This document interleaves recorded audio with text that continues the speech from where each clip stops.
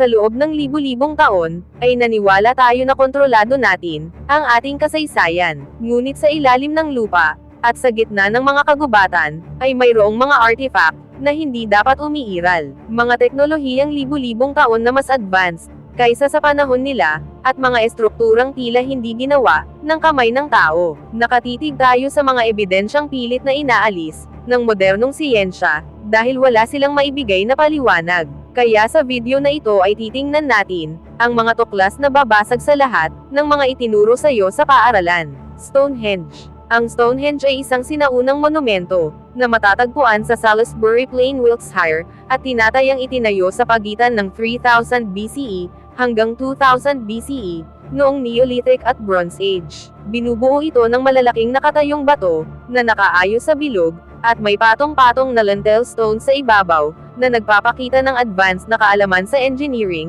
para sa panahong iyon. Pero hanggang sa ngayon, ay hindi pa tiyak ang eksaktong layunin nito, ngunit pinaniniwala ang maaaring ginamit ito, bilang astronomical calendar, ceremonial site, o libingan. Ang pinakakilala ay ang alignment nito, sa summer solstice, kung saan tumatapat ang pagsikat ng araw, sa pangunahing entrance. Samantala, ang misteryo nito ay lalo pang lumalalim, dahil hindi malinaw kung paano naihatid, at naitayo ang malalaking bato, mula sa malalayong quarry, gamit lamang ang mga simpleng kagamitan, ng mga sinaunang tao. Terracotta Army. Ang Terracotta Army ay isang malaking koleksyon, ng libu-libong life-size na estatwa ng mga sundalo, kabayo at karwahe, na natuklasan noong 1974 sa Xi'an, China, malapit sa libingan ni Emperor Qin Shi Huang, ang unang emperador ng nagkakaisang China. Ginawa ito noong mga 210 hanggang 209 BCE, bilang bahagi ng kanyang mausoleum,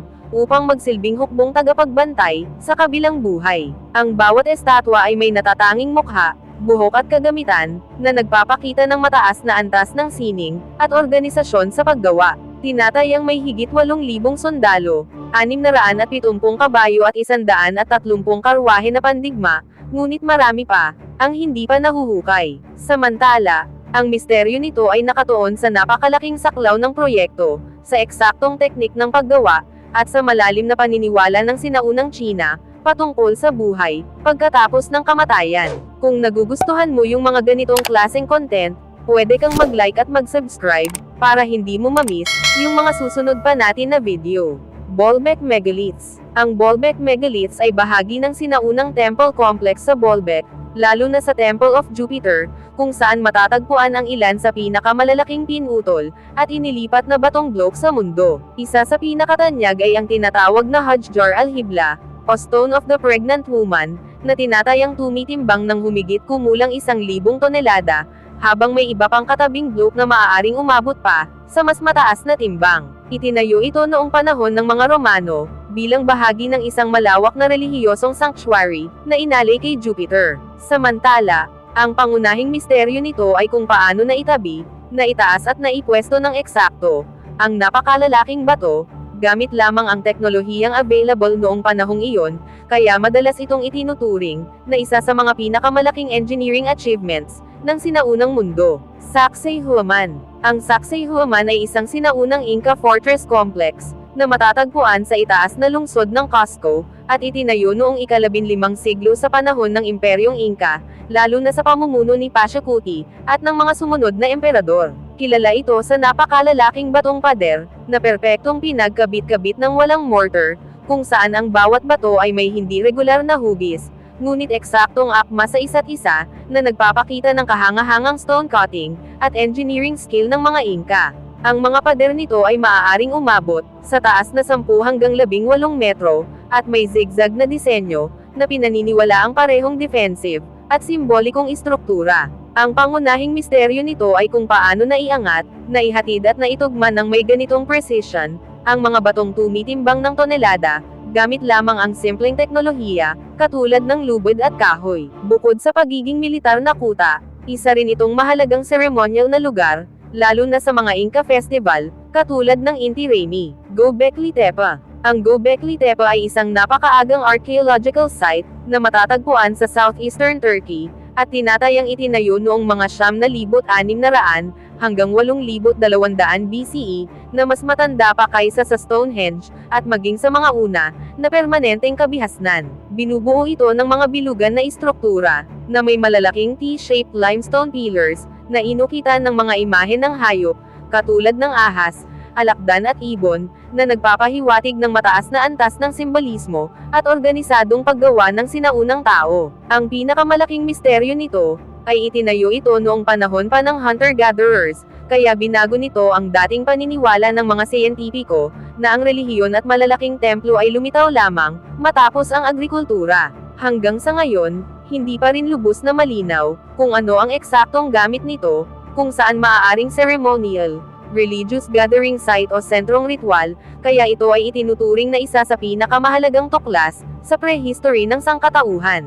Puma-Punko. Ang Puma-Punko ay isang sinaunang megalithic site, na bahagi ng mas malaking Tiwanaku complex malapit sa Lake Titicaca, at tinatayang itinayo noong mga 500, hanggang 1000 CE, ng kabihas ng Tiwanaku. Kilala ito sa napaka-eksaktong pagkakagawa, ng mga batong andesite at sandstone, na nihubog na parang Lego blocks, may tuwid na gilid, tamang anggulo at interlocking shapes, na nagpapakita ng advanced stone cutting, at engineering skills. Ang ilan sa mga bloke ay may bigat, na umaabot sa 100 tonelada, at ang transportasyon at pag-ukit ng mga ito, ay isa sa pinakamalaking misteryo ng site. Ayon sa mga archaeology, malamang gumamit sila ng simpleng tools, katulad ng stone hammers, sand abrasion, at masusing organisadong labor system, ngunit hindi pa rin lubos na naipapaliwanag ang eksaktong teknik. Dahil sa sobrang precision, at pagkasira ng ilang bahagi nito sa paglipas ng panahon, ay madalas itong nauugnay sa mga teoryang advanced ancient technology, ngunit ang pangunahing paliwanag ng siyensya, ay resulta ito ng mataas na kasanayan, ng Tiwanaku Civilization, sa stone masonry, at engineering. Derinkuyu Underground City. Ang Derinkuyu Underground City, ay isang malawak na sinaunang lungsod na matatagpuan sa Cappadocia region, at inukit sa malambot na volcanic rock, na maaaring umabot sa lalim, na humigit kumulang 60 hanggang 85 metro, sa ilalim ng lupa. Tinatayang ginamit ito, mula pa noong mga 8 hanggang 7th century BCE, at lalo pang pinalawak noong Byzantine period, bilang lihim na lugar ng mga tao, laban sa pagsalakay at digmaan. Mayroon itong kompletong sistema, na parang modernong lungsod sa ilalim ng lupa, kabilang ang mga tirahan, kusina, balon ng tubig, imbakan ng pagkain, wine press, paaralan at mga simbahan, pati na rin ang mga stone door, na kayang i-close mula sa loob, para sa depensa. Ang misteryo nito ay nakasalalay sa lawak, at komplikadong disenyo nito, pati na rin kung paano ito nahukay, at na-ventilate ng ligtas, gamit lamang ang sinaunang teknolohiya. Tinatayang kaya nitong magampon, ng libu-libong tao sa mahabang panahon, kaya ito ay itinuturing na isa sa pinakamalaki, at pinaka-advanced na underground settlements, sa sinaunang mundo. Great Pyramids of Giza. Ang Great Pyramids of Giza, ay isa sa 7 wonders of the ancient world, at matatagpuan sa Giza Plateau malapit sa Cairo, na itinayo noong Old Kingdom ng Egypt, mga 2,580 hanggang 2,560 BCE, sa ilalim ng Pharaoh Khufu, kasama rin ang pyramids, ni Khafra at Menkora. Ang pinakamalaki ay ang Great Pyramid of Khufu, ay orihinal na may taas na humigit kumulang 146 na metro, at binubuo ng mahigit 2.3 million limestone at granite blocks, na tumitimbang ng ilang tonelada, ang bawat isa. Ginawa ito bilang libingan ng Pharaoh, at bahagi ng paniniwala ng mga sinaunang Ehipsyo, sa buhay pagkatapos ng kamatayan, kung saan ang pyramids ay nagsisilbing daan, patungo sa kabilang buhay. Ang misteryo nito, ay nakatuon sa eksaktong paraan ng paglipat, pag-angat at pag-ayos ng napakalalaking bato, na may napakataas na precision, kahit walang modernong makina, pati na rin ang napakalinaw nitong alignment, sa mga cardinal direction, at astronomical features. Dahil sa taas ng engineering at organization, na kailangan sa konstruksyon nito, ang Great Pyramids ay nananatiling isa sa pinakakahanga-hanga, at pinakapinag-aaralan, na sinaunang istruktura sa mundo. Voynich Manuscript. Ang Voynich Manuscript ay isang misteryosong aklat, na isinulat sa isang hindi pa rin natutukoy na wika o code, na natuklasan noong 1912, ng antiquarian na si Wilfrid Voynich, sa isang koleksyon sa Italy. Tinatayang ginawa ito noong ika-15 siglo, batay sa carbon dating ng pergamino, ngunit hanggang sa ngayon ay walang nakakaalam kung sino ang may akda, o ano ang eksaktong nilalaman nito. Ang manuskrito ay puno ng kakaibang ilustrasyon ng mga halaman na hindi matukoy sa tunay na botany, mga astronomical diagram, mga bedeng women sa tila biological o alchemical systems, at iba pang simbolo na walang malinaw na kahulugan.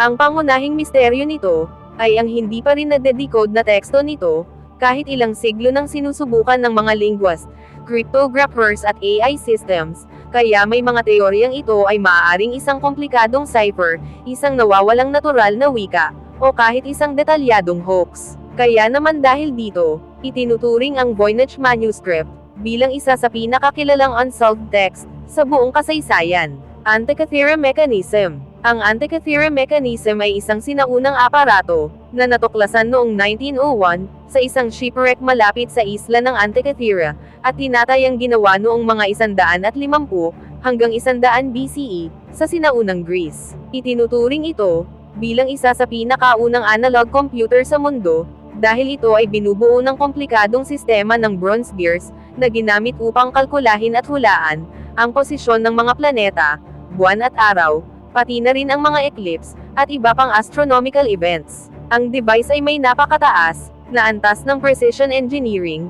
na hindi inaasahang makikita sa panahong iyon, dahil ang ganitong teknolohiya ay muling lumitaw lamang makalipas ang higit 1,000 taon sa medieval Europe. Ang pangunahing misteryo nito ay kung paano nagkaroon ng ganitong advanced na kaalaman sa gear systems at astronomy ang mga sinaunang Griego, at kung gaano karami pang katulad na teknolohiya ang maaaring nawala na sa kasaysayan. Kaya naman dahil dito, ang Antikythera mechanism ay itinuturing na isa sa pinakamahalagang ebidensya ng advanced scientific thinking sa sinaunang mundo. Kung interesado ka sa mga ganitong misteryo, ay siguraduhin mong naka-like at subscribe ka, dahil mas marami pa tayong kwento na mas lalong mapapaisip ka. Ang ating kasaysayan ay hindi isang tuwid na linya, kundi isang serye ng mga nakatago na katotohanan na unti-unti pa lamang natin nabubuksan. Kung ang mga artifact na ito ay totoo, ibig sabihin ay hindi tayo ang nauna, at tiyak na hindi rin tayo ang pinakamagaling.